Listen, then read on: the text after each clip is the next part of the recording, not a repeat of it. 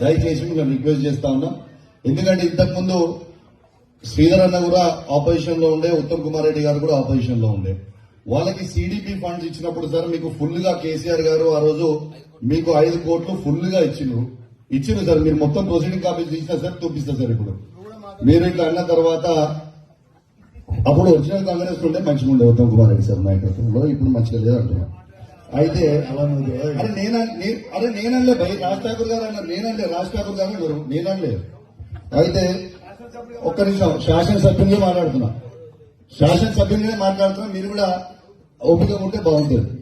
రెండోది ఏంటంటే సార్, ఇప్పుడు మీరు 10 crores SDF ఫండ్ ఇచ్చారు సార్. నా హుజరాబాద్ కాన్స్టిట్యున్సీ లో 10 కోట్లు SDF ఫండ్ ఇచ్చారు అందరు కూడా. ఈ ఫండ్ ఇచ్చిన తర్వాత ఓడిపోయిన థర్డ్ ఉన్న వాళ్ళకి మీరు ప్రొసీడింగ్ కాపీ ఇచ్చారు. ఈ ప్రొసీడింగ్ కాపీలో కాంగ్రెస్ పార్టీ ఇన్ఛార్జ్ అని ఇచ్చారు సార్. ఈ పైసలు అనేవి ప్రభుత్వంవి, కాంగ్రెస్ పార్టీవి కావు. ఖచ్చితంగా దీంట్లో మీరు ఇట్లా కాంగ్రెస్ పార్టీ ఇన్ఛార్జ్ అని ఇవ్వడం మాత్రం, అది కూడా జియోలో ఇవ్వడం అనేది చాలా తప్పు అని మీకు కూడా విజ్ఞప్తి చేస్తున్నాను సార్. దీనికి డిఫరెన్స్ మీరు చూడొచ్చు సార్.